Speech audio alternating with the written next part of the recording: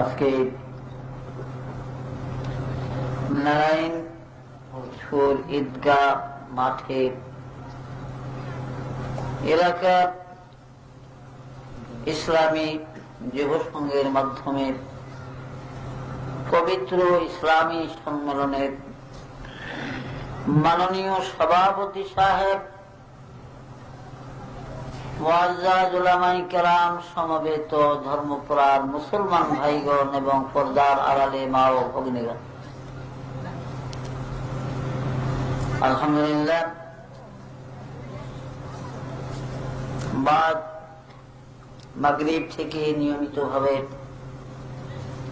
আপনাদের মাহফিল চলে আসছে। ইতিমধ্যে কয়েকজন সুযোগ্য উলামায়ে কেরাম আপনাদের সামনে অনেক মূল্যবান ওয়াজ নসিহত করেছেন। আমল করলে একজন মুসলমানের জীবনের জন্য অনেক ওয়াজ হয়ে গেছে। সবাই বলে আলহামদুলিল্লাহ, আলহামদুলিল্লাহ। আর আমরা এই দুনিয়া থেকে যাবই তো আমল করে, কাজ করে। আমলের পরিণাম আমাদের শান্তি অশান্তি দুটোটা হবে। ভালো আমল করে গেলে শান্তি, আর আমল ভালো না হইলে অশান্তি। মুসলিম শরীফের হাদিস শরীফে আছে, রাসূল পাক বলেছেন যে আল কবরু রাউদাতুম মিন রিয়াদিল জান্নাহ ওয়া হুফরাতুম মিন হুফারিন নার। কবর এমন একটা জায়গা, এই কবর কারো কারো জন্য বেহেশতের বাগান হবে, বলেন আলহামদুলিল্লাহ। আর কারো কারো কবরটা দোজখের একটা গর্ত হবে, বলেন নাউযুবিল্লাহ। তো যারা ভালো আমল করবে তাদের কবরই বেহেশতের বাগান হবে, আর যারা গুনাহ আমল করে যাবে তাদের কবর হবে জাহান্নামের গর্ত। সবাই বলি নাউযুবিল্লাহ। এই পৃথিবীটা অস্থায়ী, এটা চিরস্থায়ী নয়। আমরা ছাড়া ওই জগতে আরো মানুষ ছিল, তারা চলে গেছে। কোটি কোটি মানুষ দুনিয়ায় ছিল। সাইয়েদনা আদম আলাইহিস সালাম তিনি এই পৃথিবীতে 1000 বছর হায়াত পেয়েছিলেন। আজকে প্রায় 8500 বছর আদম আলাইহিস সালাম কবরে। जिनकी महलों में हजारों रंग की फानोश थी, जिनकी महलों में हजारों रंग की फानोश थी, जारों की कब्र पर है और निशान बाकी नहीं। কত রাজা, কত বাদশা, কত শাহানশাহ মিনমারাই পৃথিবীর জমিনে ছিল, যাদের ঘর বাড়িগুলো কত সুন্দর ছিল, যাদের বিল্ডিং ইমারত কত মজবুত ছিল, যাদের ধমকে জমিন থরথর করে কাঁপত, আজকে তাদের কবরের উপরে গরু ছাগলে ঘাস খায়। কবর থেকে তাদের খেদাইবার শক্তি নাই। কুজা কারুন, কুজা ফিরাউন, কুজা নমরুদ শুধু হামান, কুজা শাওকাত আজ সাহেব, কুজা তখতে সুলাইমান। এখন জাহাজ গাড়ি হাওয়ায় চলে, কলেরই বিধান। ওগো বিনা কলে হাওয়ায় চলত হযরত সুলাইমান, মোরা সেই মুসলমান। এই পৃথিবীর জমিনে 4 জন বড় বড় প্রতাপশালী রাজা ছিলেন, বাদশা ছিলেন, যারা সারা পৃথিবী শাসন করেছে, যাদের রাজত্বের সীমানা ছিল মিনাল কাফ ইলাল কাফ, সূর্য উদয় হতে অস্তমিত স্থান পর্যন্ত তাদের রাজত্বের সীমানা ছিল। মিনাল কাফে ইলাল কাফ, সূর্য উদয় হতে অস্তমিত চাঁদ পর্যন্ত তাদের সীমানা ছিল রাজত্বের। এবং 4 জন বাদশাহ পৃথিবীতে ছিল। এদের মধ্যে 2 জন হলো কাফের আর 2 জন ছিলেন মুসলমান। কাফেরের মধ্যে 2 জন বাদশাহ ছিল, বাদশাহ নমরুদ এবং বখতনসর।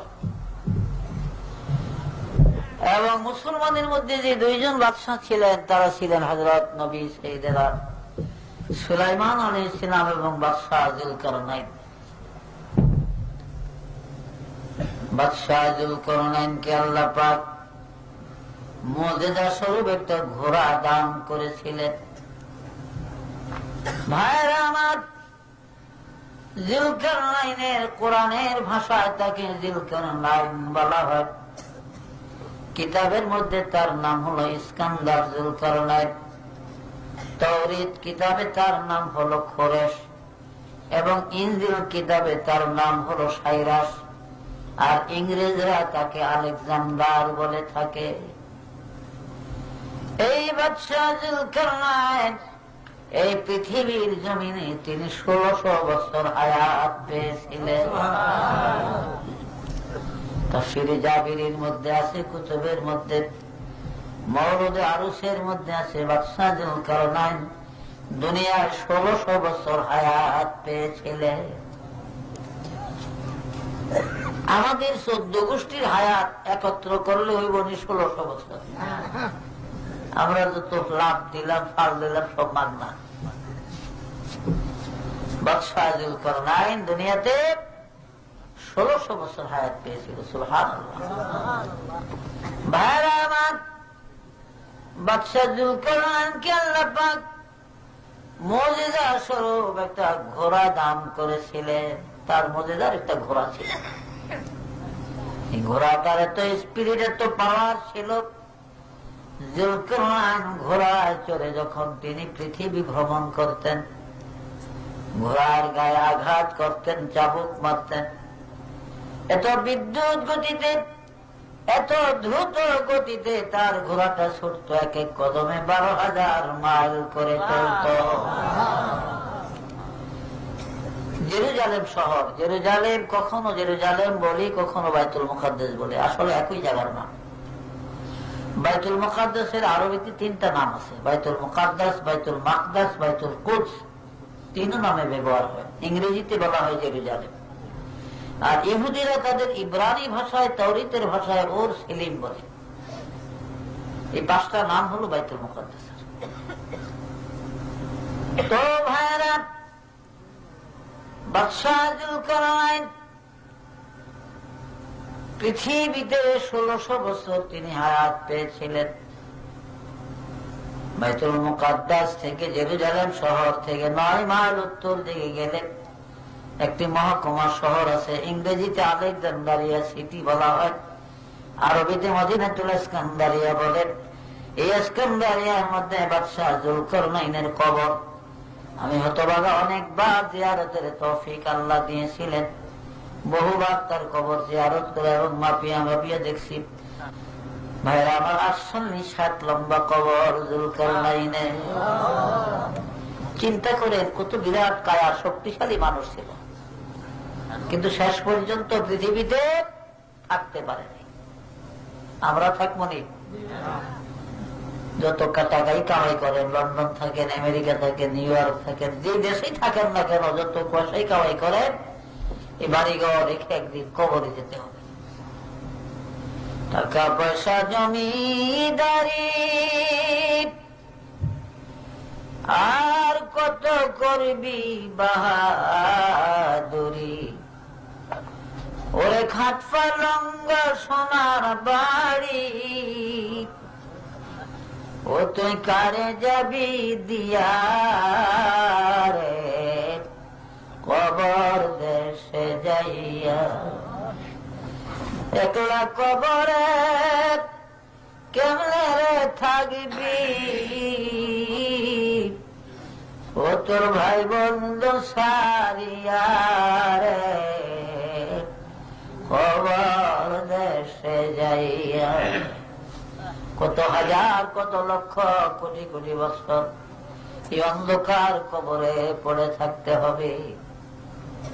ফিক দিয়া গুরবত ने मुझे कर दिया इतना जलील, फिक दिया गुरबत ने मुझे कर दिया इतना जलील, यार सब दुश्मन हो गए कोई नहीं मेरा खलील, यार सब दुश्मन हो गए कोई नहीं मेरा खलील।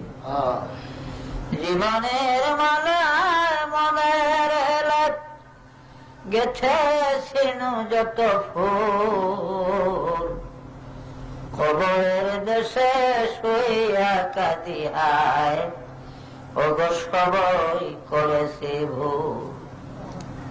দুনিয়া থেকে বিদায় নিয়ে অন্ধকার কবরে যখন যাবেন, যারা নামাজ রোজা করে নাই, আল্লাহর ইবাদত করে নাই, নবীজির তরিকা মোতাবেক জীবনে আমল করে নাই, তাদের কবর বড় বিপদের জায়গা হবে। এই কবরে সাপ আসবে, বিচ্ছু আসবে, আগুনের গোল্লা আসবে, ফেরেশতাদের তরফের শাস্তি আসবে। কবরবাসী চিৎকার করে করে কাঁদবে আর বলবে, প্রভু গো, ও আল্লাহ, কত ভুল আমি করেছি, জীবনে কত সম্মেলন শুনেছি, কত আলেমের ওয়াজ শুনেছি, কত মসজিদের আযান শুনেছি আল্লাহ, কিন্তু আমি নামাজ পড়ি না, ইবাদত করি না, রোজা রাখি না গো আল্লাহ। তোমার হাবিবের প্রেম মহব্বত অন্তরে জায়গা দেয় না, যার কারণে আজ আমার কবরে আগুন, আমার কবরে সাপ, আমার কবরে শাস্তি। আল্লাহ গো, কত ভুল আমি করেছি। ও আমার বন্ধুরা, এই ভুলের কথা স্মরণ করে করে অন্ধকার কবরে কোটি কোটি বছর কাঁদবেন, কিন্তু ভুলের সংশোধন আর হবে না। ভুল ভুলেই থেকে যাবে, সংশোধন আর হবে না। ভুল সংশোধনের জায়গা হলো এই দুনিয়া। আজ কুছ কর লো মুশাক্কাত আমল কি ময়দান মে, आज कुछ कर लो मुशक्कत अमल की मैदान में, वरना शर्मिंदा रहोगे रोज इम्तिहान में, वरना शर्मिंदा रहोगे रोज इम्तिहान में। यारी गर यार नबाशद यार हरगिज यार नीस, बोले रागर वो नबाशद काबिले गुलजार नीस, बोले रागर वो नबाशद काबिले गुलजार नीस। দুনিয়াতে যত বন্ধু দেখেন সব সময় সুযোগের বন্ধু। পকেটে যতক্ষণ পয়সা আছে বন্ধু আছে, পকেটের পয়সা শেষ বন্ধুও শেষ। একজন মাত্র আমাদের চিরবন্ধু, যিনি নবী মুহাম্মদ রাসূলুল্লাহ সাল্লাল্লাহু আলাইহি ওয়াসাল্লাম, যিনি পৃথিবীতে এসেও ভুলে না, যাওয়ার পরেও ভুলে না, এখনো ভুলে না, কোনোদিন ভুলবে না, কিয়ামতের মাঠেও ভুলবে না। বলে সুবহানাল্লাহ। আজকে সেই নবীর তরিকা ছেড়ে, পথ ছেড়ে, যার যেভাবে খুশি আমরা চলি। তো বাবারা, মরতে হবে। কত মানুষ মরে গেছে। ঈসা নবীরও মুজিজা ছিল, সব আল্লাহ পাক নবীদেরকে খাটো করেন নাই। তিলকার রাসূলু ফাদদালনা বা'দাহুম আলা বা'দ। আল্লাহ তৃতীয়বার প্রথমে বলেছেন যে আমি প্রত্যেক নবীদেরকে সম্মানিত করেছি, মর্যাদা দান করেছি। কিছু না কিছু মর্যাদা সব নবীদেরই ছিল, অসম্মানী কাউকে করা হয়নি।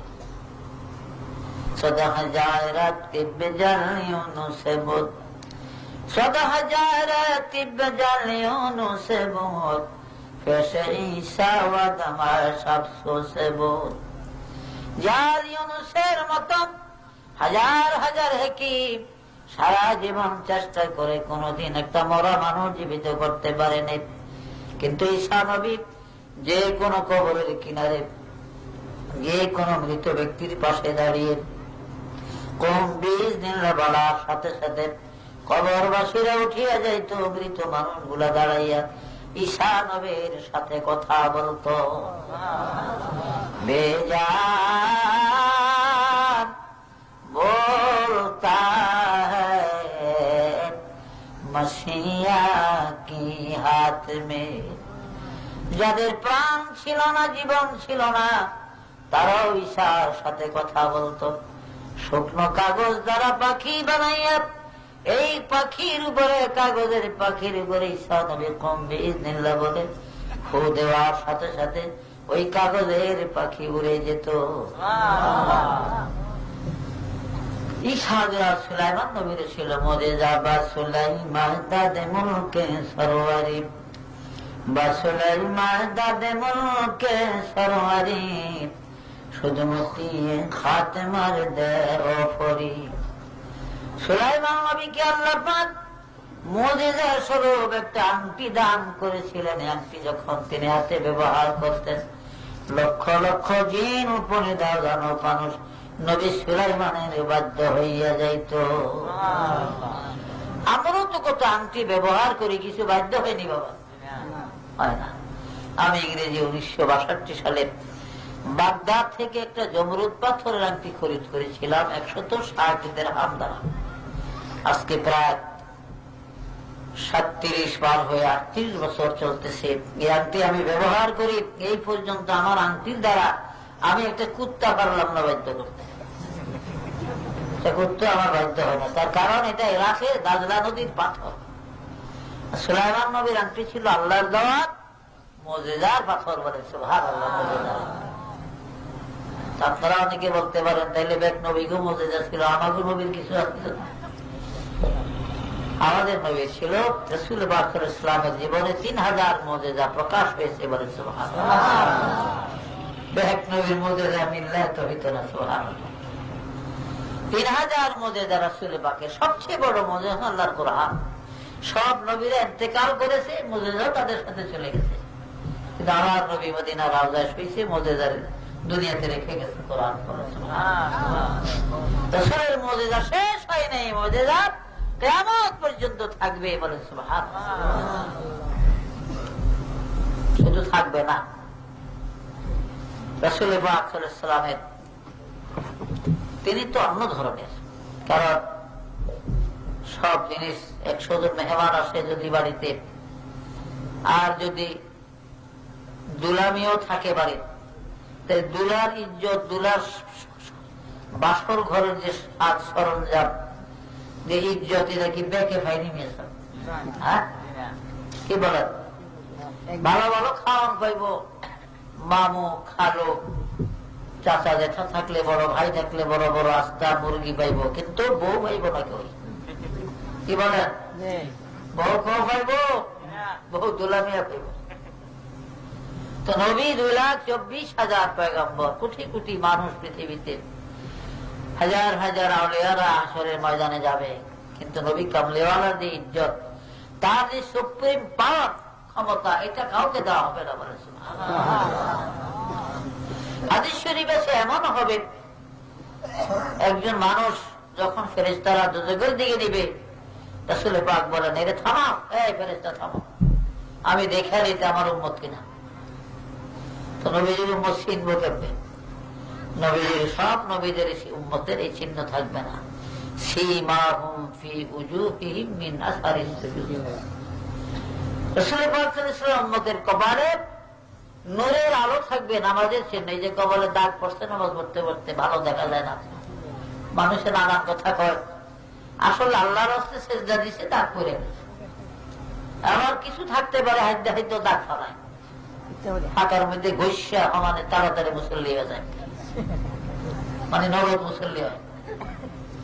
দাওয়াত বেশি পাওয়ানোর লেগা, ইজ্জত বেশি পাওয়ানোর লেগা, বড় মানুষ সালাম পাওয়ানোর লেগা, মানুষের দরবেশ পাওয়ানোর লেগা আছে না। একবারে বলে সারাদিন খালি একটা একটা বলতো, চোখ জ্বলে, চোখ জ্বলে, আবার চোখ জ্বলে।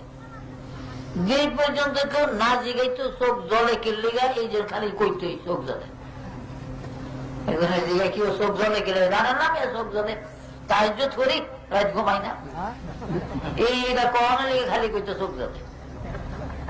এই কিসিমের মানুষ বেহেশতে যাওয়া কঠিন হবে। কারণ আল্লাহ রাব্বুল আলামিন যে ইবাদত, মানুষকে ইবাদতের ভিতরে আপনার কি বলে এটাকে, যে মানুষের রিয়া, ফখর আসে, এই ফখরের ইবাদত, রিয়ার ইবাদত আল্লাহ ভালোবাসে না। আলী কারামাল্লাহ ঝুলছে, বড় আলেম পৃথিবীতে আর নাই, হবেও না, হবে না। কারণ নবীজি বলেছেন, আলা মাদিনাতুল ইলমুন আলিয়ুন বাবুহা, আমি নবী হলাম এলেমের শহর, আর আমার আলী হলো এই এলেমের শহরের দরওয়াজা বলেন সুবহানাল্লাহ।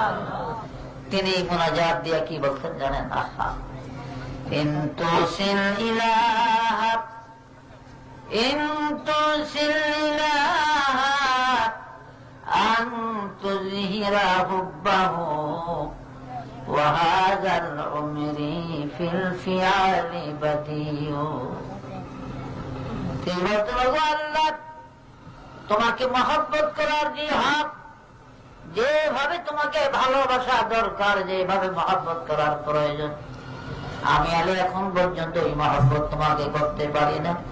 আমার জীবন শেষ করে দিয়েছি, আমার উমর শেষ হয়ে গেল, জীবন শেষ হলো, কিন্তু তোমার ভালোবাসার পরিপূর্ণতা এখন আমি আলীর মধ্যে জোগাড় করতে পারি নাই। সুবহানাল্লাহ। অথচ যার জীবনটা এত সংকীর্ণ ছিল আলী রাদিয়াল্লাহু আনহু, তার মতো সাহাবাদের মধ্যে এত গরিব কেউ ছিল না। কত গরিব ছিলেন তিনি। ইয়ামান থেকে যুদ্ধ করে 18 মটকা মধু এনেছে গনিমতের মাল। বড় বড় মটকা আছে না, মাটির মটকা, 18 মটকা মধু।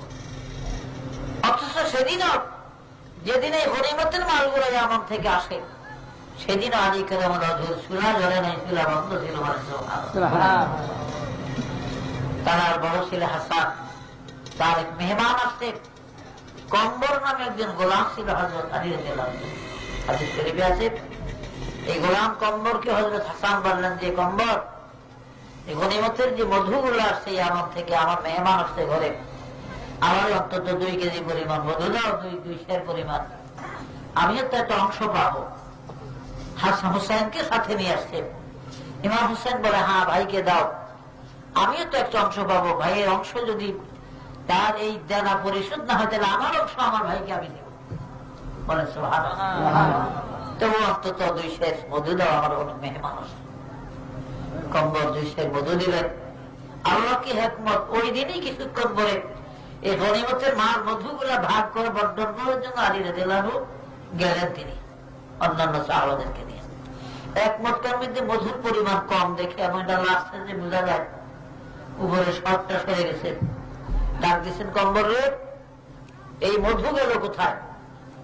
বলে, আমিরুল মুমিনিন, তিনি খলিফা কিন্তু মদিনার তখন, 4th খলিফা। বলে, হযরত হাসান রাদিয়াল্লাহু আনহু মেহমান আছে, তিনি 2 সের পরিমাণ মধু নিছেন, তিনি মাইফা। তিনি বলছেন যে আপনি গনিমতের মাল যে তার একটা অংশ দিবেন, তার অংশটা তিনি পরিশোধ করবে, তাতেও যদি না হয় তাহলে ইমাম হুসাইনের অংশ তাকে দিবে, সাহায্য করবে। ডাকো হাসানকে।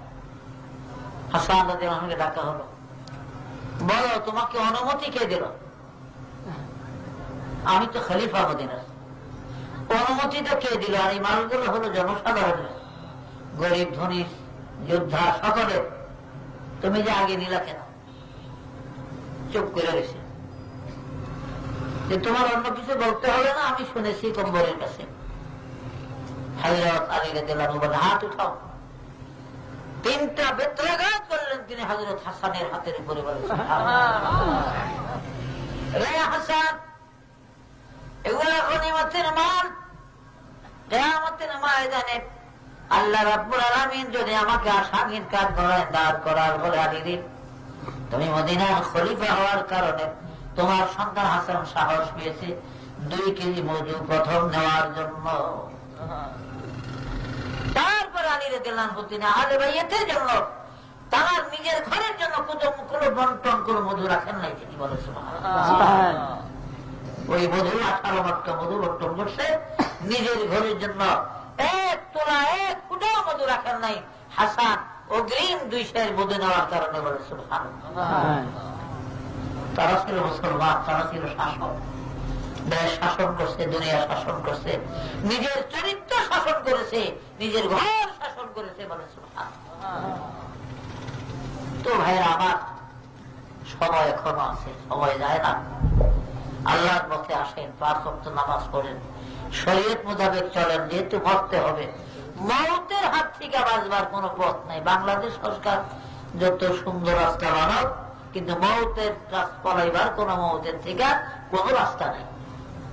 মওত আসবেই, মওত অবশ্যই ধরবে। মৃত্যুর হাত থেকে পলাইবার কোন রাস্তা নেই। হযরত আলী কারামাল্লাহু বলেন, লা'মরুকা মাদ-দুনিয়া লা'মরুকা মাদ-দুনিয়া বিদারি বাকাই কাফাকা বিদারিল মাউতি দারা ফানাই। ও দুনিয়ার মানুষ, আমি আমার হায়াতের কসম করে বলি, এখানে লামকে লামে কসমিয়া বলা হয়েছে, তারে বলে আমি আমার জীবনের কসম করে বলি মানুষের, এই দুনিয়াটা একমাত্র কান্দনের জায়গা, এই দুনিয়ার তামাশার জায়গা না, এই পৃথিবী হাসি খুশির জায়গা না, এই দুনিয়া একমাত্র কাদার জায়গা। যত বড় খায় কান্দ, তোমার চোখের বাণী বড় দাম। আমার নবীজি বলেছেন যে দামাতুল আসি তুতফি গাদাবিন রব, মিশকাতের হাদিস, যে গুনাহগারের চোখের পানি দেখলে আমার আল্লাহর গজবের আগুন নিভে যায়। মিশকাতে আরেকটি হাদিস রাসূল পাক বলেছেন, লিকুল্লি দামিন কাতরাতিন মিসলা উহুদিন ফি মিজানিহি। এ উম্মত, তোমার চোখের পানির তো দাম রে, কিয়ামতের ময়দানে তোমার এক এক ফোঁটা চোখের পানি হাসরের ময়দানে ওহদ পাহাড়ের সমতুল্য হইয়া তোমার মিজানের পাল্লাটা ভারী বানাইয়া দিবে। চোখের পানির তো দাম। দুনিয়া কান্দনের জায়গা, দুনিয়া রং তামাশার জায়গা না।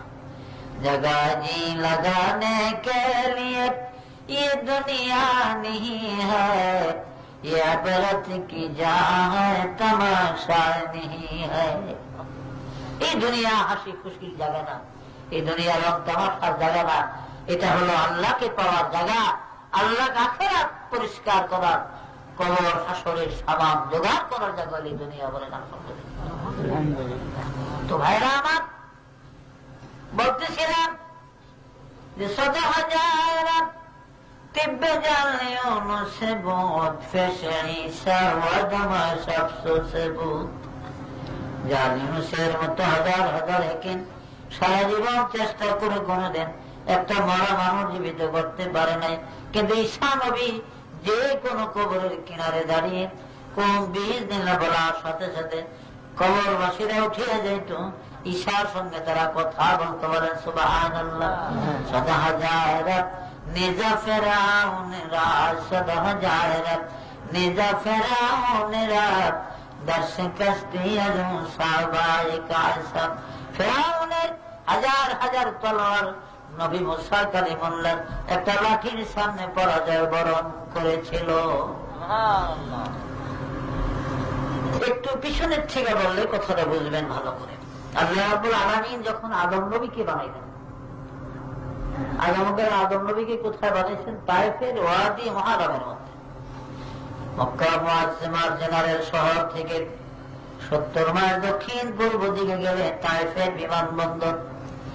এই তায়েফের বিমানবন্দর থেকে ৮.৫ মাইল সোজা দক্ষিণ দিকে গেলে বনু সাদ কবিলার আমার নবীর দুধ মা হযরত হালিমা সাদিয়ার বাড়ি।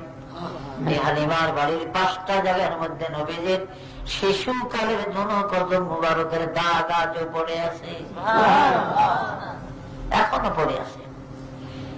ইংরেজি ১৯৬২-তে আমি যখন প্রথম বছর হজ করি, টাকা পয়সার অভাবে বলে দামেস্ক ইয়ারমুক একটা ট্রান্সপোর্ট কোম্পানি ছিল, এই কোম্পানিতে একটা ছোট্টখাটো চাকরি দিয়েছি। চাকরি বুঝেন না, গরিব মানুষের বাংলা বাঙালিরা কি চাকরি, বিদেশিরা জুতা মালিশ করেও ১৫০ টাকা পয়সা মানে একটা ভালো চাকরি হয়েছে, আল্লাহ ভালো চাকরি পেয়েছে।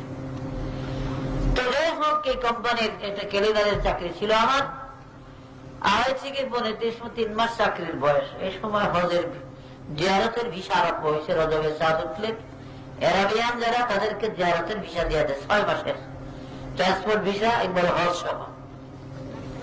এই কোম্পানি প্রতি বছর তার ১০ জন কোম্পানির লোক কর্মচারী সে লটারির মাধ্যমে নিয়ে হজ করে, তো নিজের টাকা দিয়ে।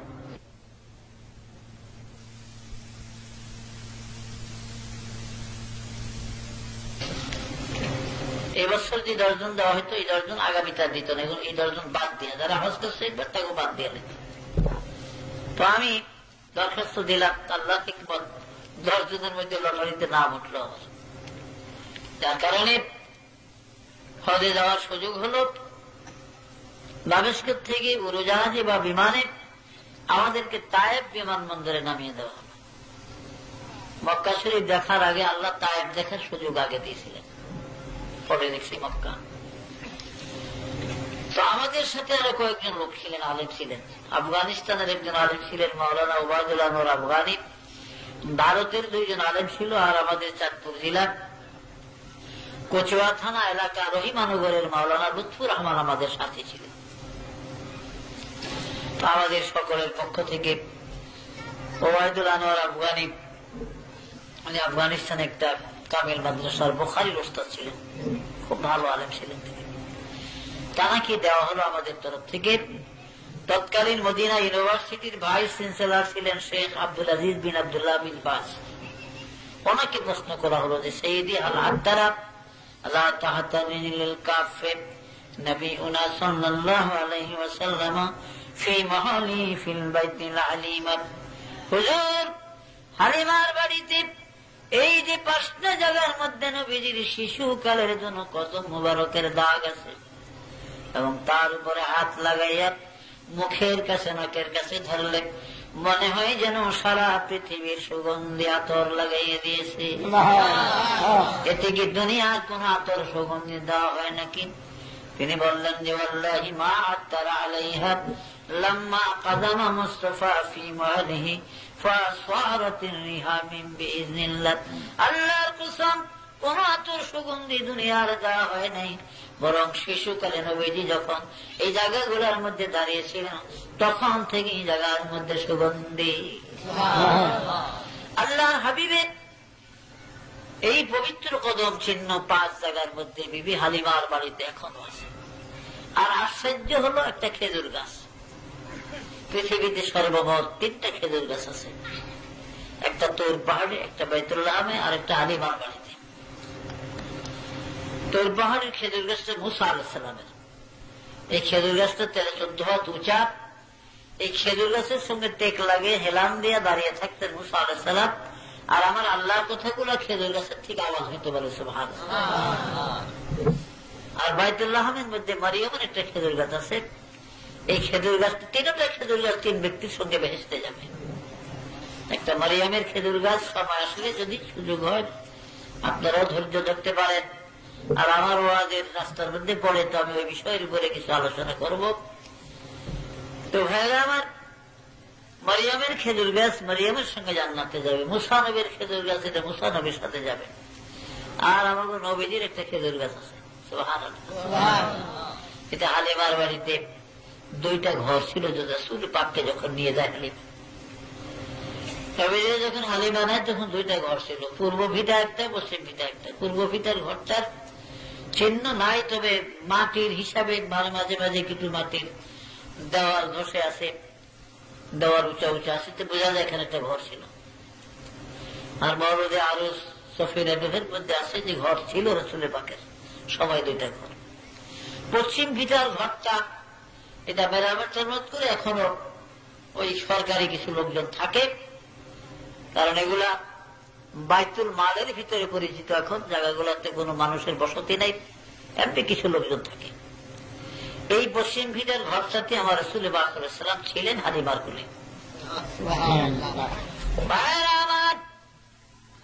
বিবি হালিমা বলেন, প্রতিদিন ভোর থেকে সন্ধ্যার পূর্ব পর্যন্ত অন্তত বেলা 2 প্রহরের আগে আমি যদি কোনদিন মুহাম্মদ সাল্লাল্লাহু আলাইহি ওয়াসাল্লামকে কোলে না নিতাম, তাহলে আমার বাড়ির মধ্যে কোনো না কোনো একটা দুর্ঘটনা ঘটত।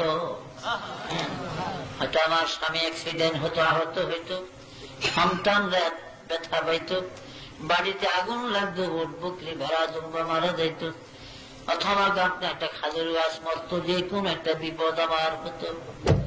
আমি কাজে ঝামেলা চুকাইয়া আমার মেয়ে সাহেবাকে ডাকলাম, সাহেবা গো, মোহাম্মদ কোথায় গো? সাহেবা তারে কোলে নেওয়ার জন্য বলে, মা মুহাম্মদ সাল্লাল্লাহু আলাইহি ওয়াসাল্লামকে আমিও তো কোলে নিতে পারি না, আজকে কেন জানি গো ওই জায়গাটা দাঁড়ায় এই তাইফের পাহাড়ের দিকে খালি তাকায় আর মুসকে মুসকে হাসতেছে।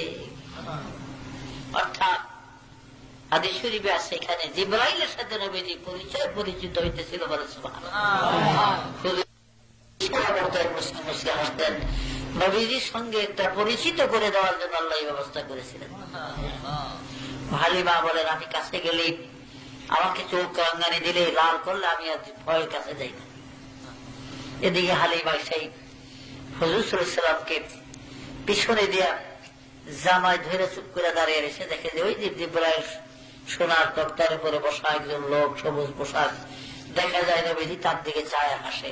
হালিমা বলছেন যে একজন মানুষ অপরিচিত এইভাবে হাওয়ার উপরে থাকতে জীবনে দেখি নাই।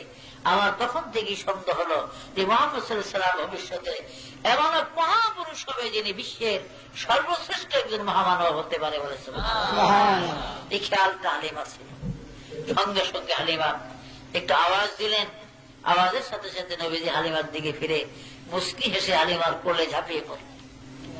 হালিমা বলেন 2 বছর নবীজির বয়স, এই 2 বছরের মধ্যে কোনদিন একবার আমাকে মা বলে ডাকে না, আমার মেয়ে সাহেবাকে ডাকে না, আমার কাছে কিছু চায় না, কোনো খাওয়া খেতে খোঁজে না, ঘুমের কোথাও বলে না, ইচ্ছা মতো আমি না ঘুম পড়াইলেন। কিন্তু আজকে আমি কোলে নেওয়ার সাথে সাথে তার বয়সও 2 বছর পূরণ হলো, আর এই শব্দগুলা তার জবান থেকে উচ্চারিত হতে থাকলো, আল্লাহু আকবার কাবীরা ওয়ালহামদুলিল্লাহি হামদান কাসীরা ওয়া সুবহানাল্লাহি বুকরাতান ওয়া আসীলা। সুবহানাল্লাহ। বুখারীতে আছে রাসূলের জবান পবিত্র জবানে এই শব্দগুলাই প্রথম উচ্চারিত হয়েছিল বলে সুবহানাল্লাহ।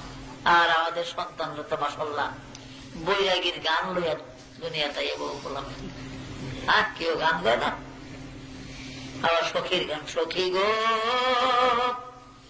আমি প্রেমের ঘাটের মাঝি, তোমার কাছে পয়সা নিব না। কত দরদি, পয়সা নিব না, মাগনা পার করবো। আরে মাগনা কয় বছর পার করবি, বাপে হুতে না অবশ্যই বাদ যাওয়া লাগবো, পয়সা লাগবো না বলে। এখন আবার নতুন একটা আইসে নাউযুবিল্লাহ, আমার বাড়ির পুষ্করী মাওলানা আলামিন সঙ্গে ছিলেন আমার বাড়িতে, একটা ছোট পুষ্করী আমার বাড়ির দক্ষিণ পাশে। এই পুকুরের পাড় দিয়ে আবার সাপকা আছে, অন্য বাড়ি যাবেন না। নাতি কান্দুলিয়া নামায় যায় সাক্কার উপর দিয়া, ছোট্ট নাতি। এই নানার কান্দু থেকে নাতি ফেটটা যায় বুকটা। নানাকে দেখ মসজিদে তো নামাজ হয়ে গেছে, দেখ কে ফালিয়ে দেবো, পানি ফালাবো, যত দমকা খালি ফেটটা যায়। চিন্তা করেন অথচ এই বাচ্চা করে একটা স্কুরা করে দিলে কয় না, আল্লাহ তাও কইতে চায় না, কিন্তু ফাইটটাও যাওয়া গীত যাবে। আমার নবীজি পবিত্র জবানে কি উচ্চারণ করেছিলেন, আল্লাহু আকবার কাবীরা ওয়ালহামদুলিল্লাহি হামদান কাসীরা ওয়া সুবহানাল্লাহি বুকরাতান ওয়া আসীলা। হাসান হুসাইন 2 ভাইয়ের গান ছিল, মুফতি শফি সাহেবের লেখা কিতাব রাহে হকের মধ্যে আছে, সফিনা নবীর মধ্যে আছে। নবীজির দেখলেই 2 ভাই গান গাইত। হাসান হুসাইন যেন হয়তো বয়সের দিক দিয়ে মাত্র 11 মাসের বড় ছোট ছিল, কিন্তু মাফে দুই সমান ছিল বলে সুবহানাল্লাহ, সমান ছিল। শুনছেন না, একদিন দুনো ভাই নবীজির কাছে আসছে, নানা যান বলেন তো দেখি আপনার ইজ্জত আল্লাহর কাছে বেশি না আমাকে ইজ্জত বেশি?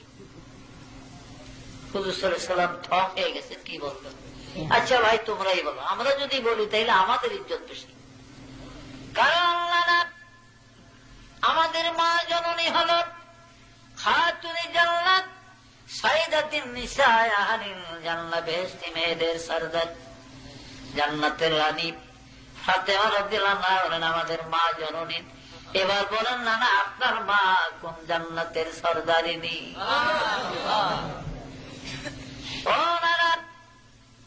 আমাদের নানা হল সমস্ত নবীদের সরদার, যাকে সাইয়্যিদুল মুরসালিন বলা হয়।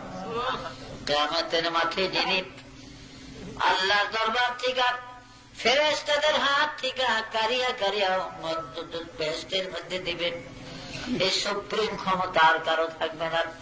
আমাদের নানা নবী মুহাম্মদ রাসূলুল্লাহ সাল্লাল্লাহু আলাইহি ওয়াসাল্লাম যার উসিলাতে আকাশ জমিন বিশ্ব ব্রহ্মাণ্ড এবার বলেন আপনার নানার পরিচয় কি?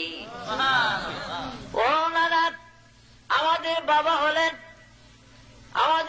হলেন হযরত আলী কারামাল্লাহু ওয়াজহু, যিনি খায়বরের সেনাপতি ছিলেন।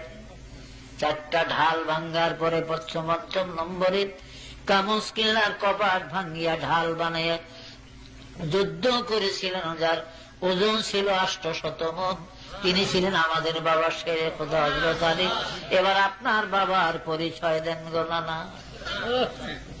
নবীজি বলেন, না, তোমরাই বলতে থাকো। আচ্ছা নানা, তাইলে বোঝা গেল আপনার চেয়ে আমাদের সম্মান বেশি। হুজুর বলেন, হ্যাঁ, তোমাদের সম্মানই বেশি। আচ্ছা নানা, আমাকে 2 ভাইয়ের মধ্যে কার মর্যাদা বেশি? হুজুর পড়লেন আরেক বিপদে।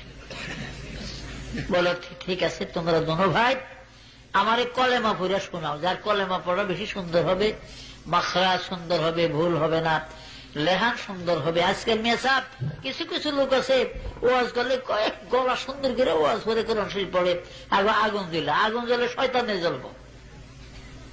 আরে জবান সুন্দর, লেহান তো আল্লাহ দিছে। তাহলে দাউদ নবীর জবর শুনলে কেন মাছগুলি কিনারে এসে থাকতো, শুনতো? শুনে নাই? দাউদের জবানে যখন জবুর পড়তেন, প্রতি শনিবারে যত মাছ দরিয়ার সব নদীর কিনারে কান পাইতেন, দাউদের জবানে আল্লাহর বাণী শুনত। কিছু কিছু মাছ ধরতো পাবলিকে, জেলেরা।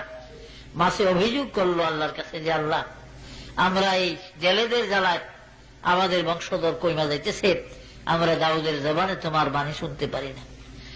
তখন আল্লাহর তরফ থেকে দাউদ নবী জানিয়ে দিলেন যে, তোমরা শনিবারে মাছ ধরা বন্ধ রেখো, একদিন সপ্তাহে। ফাজিরা করছে কি, শনিবারে মাছ কিনার হইলে বের দিয়ে রাখতো, রবিবারে ধরত। এমন ফাজিল। এই জন্য আল্লাহ পাক বলেন, কোন কিরাদাতান খাসিন, আল্লাহ তাদেরকে অভিশপ্ত বানরে পরিণত করে দিয়েছে। দাউদ নবীর একদল উম্মত কিন্তু বান্দর হয়ে গেছিল। বান্দরে 3 দিন তারা বেঁচে ছিল, পরে মারা গেছে 3 করে। তো জবান তো আল্লাহ দিছে। হাসরের মাঠে এখানে মধ্যে থেকে কথা বলি, আল্লাহ পাক যখন হিসাব কিতাব হয়ে যাবে, বেহেশতিরা বেহেশত, দুজকেরা দুজক, আর বেজাল নাই, বেজাল শেষ।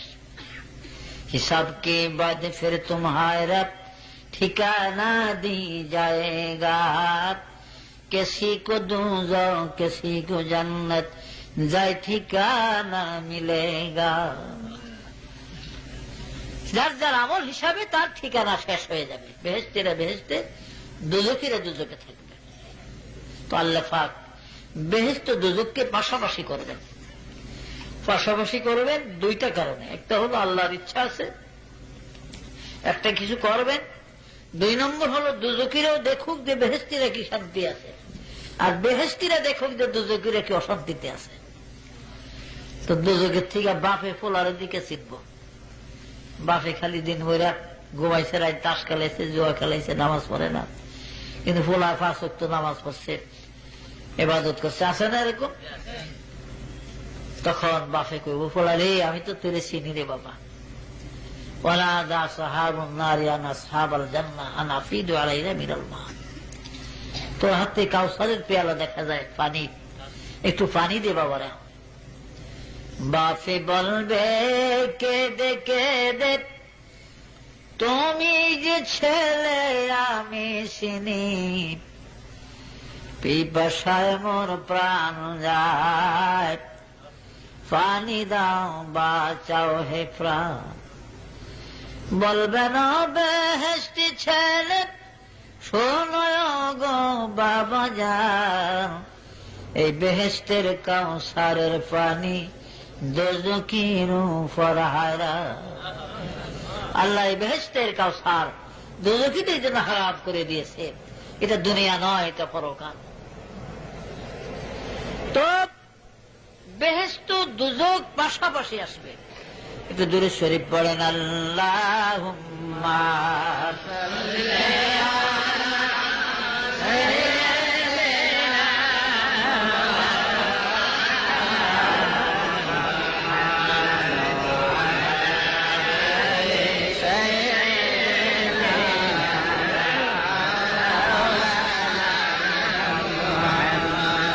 আদম যখন মাটি পানি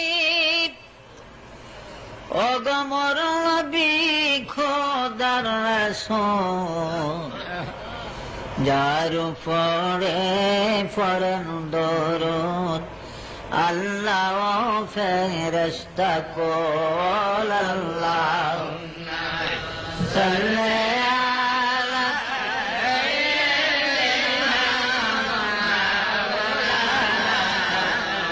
মুহাম্মাদ ওয়া আলা আলি সাইয়্যিদিনা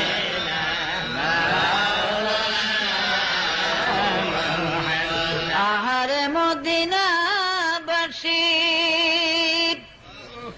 ধন্যা তোদের জীবন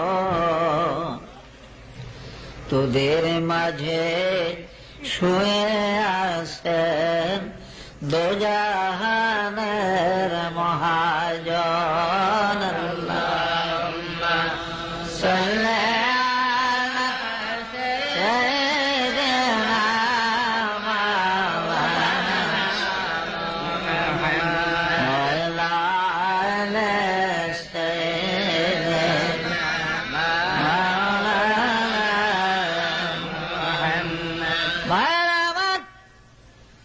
দুজক বেহেশত সামনাসামনি করলে পাশাপাশি যখন হবে আল্লাহ পাক হুকুম করবেন যাও মউতকে আনো, মউতকে ধরে আনো। মউতের গলায় 40,000 শিকল লাগানো থাকবে, এক একটা শিকলের মধ্যে 40,000 ফেরেশতা ধরবে। মউতের আকৃতি সম্বন্ধে জামে সগীর ভগবীর মধ্যে লেখে একটা দুম্বার আকৃতি হবে মউতের চেহারাটা, দুম্বার আকৃতিতে বিশাল আকারের একটা দুম্বার আকৃতিতে মউতকে আনা হবে বেহেশত এবং দোজখের মাঝখানে। এবার আল্লাহ পাক হুকুম করবেন জিবরাইল একটা জান্নাতি ছুরি এনে ইয়াহিয়া নবীর হাতে দাও। জাকারিয়া নবীর একই মাত্র সন্তান ইয়াহিয়া নিজ হাতে আজ মউতকে জবাহ করে দিবে। ইয়াহিয়া নবী কেন জবাহ করবে? নবী তো আরো ছিল, 2,24,000 নবী। এখন ইয়াহিয়া আলাইহিস সালাম কেন? তার একটা কারণ আছে। কারণ হলো মরিয়ম সংক্রান্ত ব্যাপারে ইহুদিরা মিথ্যা ইলজাম দিয়া মিথ্যা দোষী করে জাকারিয়া নবী করার দিয়া জাকারিয়া নবীকে 2 ভাগ করে দিয়েছিল। তিনি ইহুদিরা যখন তাকে মারবার জন্য প্রস্তুতি নেয়, তিনি টের পাইয়া বস্তির দিকে ছুটলেন দৌড়ায়। সামনে একটা বিশাল গাছ পরে জাকারিয়া নবী বলেন, গাছের ও গাছ, আমি আর দৌড়াইতে পারি না, কারণ 120 বছর তখন বয়স জাকারিয়া নবীর। আমি আর দৌড়াইতে পারি না রে গাছ, তোর মধ্যে আমাকে একটু জায়গা দে। সঙ্গে সঙ্গে গাছটা ফাঁক হয়ে যায়, নবী জাকারিয়া এই গাছের মধ্যে ঢুকে যায়, গেলে গাছ মিলে যায়। ইবলিস শয়তান চাদরের কোনা টাইট না কত লোক বাইর করে রাখছে, এর কামই তো ইবলিসই কাম। ইহুদিরা ঈশা ঘুরে জাকারিয়া নবীরে দেখে না, দেখে যে বুড়া দরবেশ দাঁড়িয়ে। ও দরবেশ সাহেব, আমগো জাকারিয়া নবীরে দেখছো? বলে, বাপুরা আমি তো জাকারিয়া নবীরে চিনি না, তবে এই সুরতের একজন বুড়া মানুষ মাত্র এখন এই গাছের ভিতরে ঢুকলো দেখলাম। সাক্ষী দেয় না, বৃত্তান্ত কয়। বলে, ধর্মিয়া বাড়ি কই তোমার? গাছের মধ্যে মানুষ যায় কেমবে? বলে, যায় কেমবে কি? জাদু মন্ত্র জানে নাকি? তা তো জানি না, তবে এই দেখুন এই যে চাদরের কোন একটা নিতে পারে না, চাদর রেখে ইহুদিরা চিনছে। ফাতালে গাছ কাইটা এবার করাত লাগিয়ে দিছে, ক্যাশ ক্যাশ করে করাত আস্তে আস্তে নবীর মাথার তালু বরাবর যখন আসে, জাকারিয়া নবী একটা চিৎকার দিলেন, আল্লাহ, মরিয়মের ব্যাপারে আমি যে নির্দোষ, আমি যে মাসুম বেগুনা, তুমি তো জানো আল্লাহ। আজ ইহুদিরা মিথ্যা ইলজাম দেয়া মিথ্যা দোষী করে আমাকে করাতে ছিনিয়া 2 ভাগ করে দিতেছে। আল্লাহ রাব্বুল আলামিন ডাক দিলেন, জাকারিয়া রে জাকারিয়া, তুমি যখন দৌড়াইতে ছিলা রে জাকারিয়া, আমি আল্লাহ আমার কুদরতি পাওগুলা তোমার পায়ের সঙ্গে লাগাইয়া দিয়েছিলাম। কিয়ামত পর্যন্ত যদি দৌড়াইতা ইহুদিরা তোমাকে ধরতে পারত না। কিন্তু জাকারিয়া রে, গাছের কাছে কেন আশ্রয় চাইলা? আমি মাবুদ কি ছিলাম না রে জাকারিয়া? কাজেই জাকারিয়া রে, একবার হু শব্দ যদি করো, নবীর দপ্তর হইতে নাম কাটা যাবে। খামোশ হয়ে গেলেন তিনি, দুই ভাগ হয়ে গেল। ভাইরা আমার, তাফসিরে জাবিরির মধ্যে আছে, কুতুবের মধ্যে বিশেষ করে তাফসিরে মাজেদের মধ্যে আছে। এইভাবে করারটা চলেছিল, এইভাবে চলেছিল, অর্থাৎ পিঠের অংশ একদিক, বুকের অংশ একদিক হয়ে গিয়েছিল। গাছের দুই অংশের সাথে দুই ভাগ হয়ে দুই দিক ঢলে পড়ে। তখন ইয়াহিয়া নবীর বয়স মাত্র ছিল 30 বছর। কারণ জাকারিয়া নবীর 90 বছর বয়সের কালে ইয়াহিয়ার জন্ম হয়েছিল। ইয়াহিয়ার বয়স মাত্র এখন 30 বছর। চিৎকার দিতে দিতে ইয়াহিয়া আসিয়া বাবার লাশের দুই খণ্ড দুই কান্দে উঠায়া রইলেন। আর কান্দে রে, ও জেরুজালেমের কাফের বেঈমান ইহুদিরা কি করলি রে? মরিয়মের ব্যাপারে বিনা দোষে আমার বাবারে করাত দিয়া দুই ভাগ করে দিলি, আমারে চিরয়তীম বানাইয়া দিলি। আমি আর এই পৃথিবীতে বাবা বলে কাকে ডাকবো? আমার বাবাকে তোরা করাত দিয়া ফারলি।